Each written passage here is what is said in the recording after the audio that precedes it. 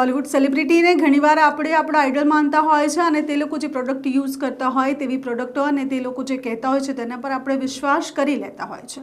અને હવે એવું થઈ ગયું છે કે Dream11 હોય, મહાદેવ સટ્ટા બુક હોય, એના પછી ફેર પ્લે ગેમ હોય, યા તો પછી કોઈ પણ એવી ઇનલીગલ બેટિંગ એપ હોય, તેવી બેટિંગ એપને પણ બોલિવૂડ સેલિબ્રિટીઝ દ્વારા પ્રમોટ કરાવવામાં આવે છે.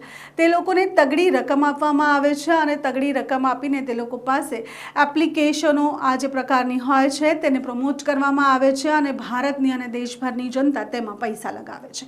તેવી જ એક એપ વિશે આજે વાત કરવી છે. વાત કરીએ મહાદેવ સટ્ટા બુકની, તો મહાદેવ સટ્ટા બુકમાં બોલિવૂડ એક્ટર અને એથ્લેટ સાહિલ ખાનનું નામ સામે આવ્યું છે અને સાહિલ ખાને પોલીસથી બચવાની દરેક મુમકિન કોશિશ કરીને 1800 કિલોમીટર બાય રોડ અંતર કાપ્યા પછી પોલીસના સિકંજામાં તે હૈદરાબાદથી આવી ગયા છે અને અત્યારે તે પોલીસ હિરાસતમાં છે. તેમની સાથે પૂછપરછ ચાલી રહી છે.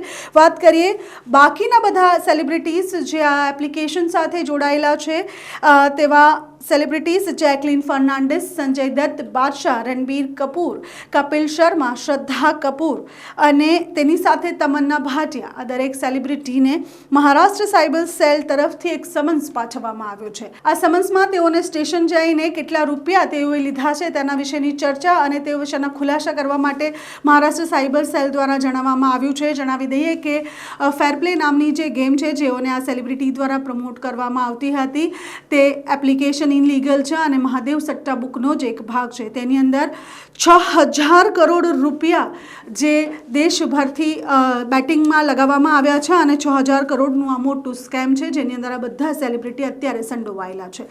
આગળ હવે આ કેસમાં શું થાય છે તે જોવાનું રહ્યું.